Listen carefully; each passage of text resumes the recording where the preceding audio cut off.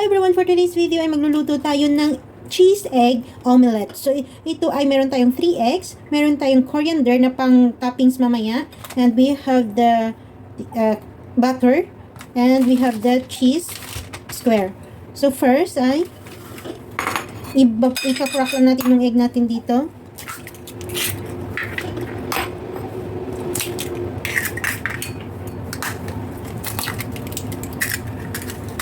Then, maglalagay tayo ng, this one is black pepper. And maglalagay din po tayo ng konting salt. So, konting salt lang. Then, beat natin.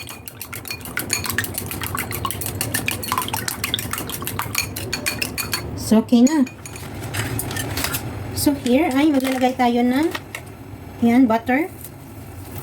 Yung butter is kayo na lang magtansya. So ngayon ang naglalagay ko ako ng nasa 5 grams na butter. Tansya-tansya na lang po guys sa butter ha. Kung gusto niyo ng maraming butter, so be it. So maglalagay po kayo ng marami. So yan. Nilagay na po natin yung ating egg.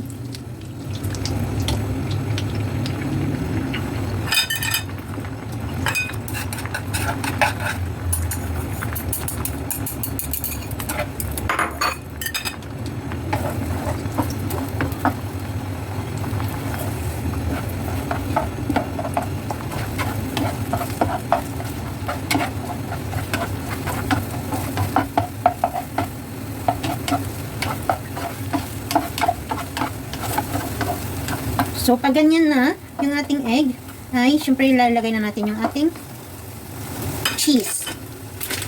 So, ang ginamit ko ay square cheese. So, pwede kayong maglagay ng mozzarella cheese. Pero tayo wala akong mozzarella, so gagamit tayo ng square cheese. So, yan. Dalawang square cheese. So, yung isa hatiin ko para lahat ay malagyan ng cheese. Okay. So, yan, nagme-melt na yung ating cheese. So, dahil nagme-melt na yung ating cheese, ay, syempre, ilagay na natin yung ating coriander. Parang, guys, coriander is very good talaga siya for our kidney cleansing. So, maganda talaga yung ating coriander. Kumain tayo ng coriander. So, yan. So, very easy lang guys. 55 minutes.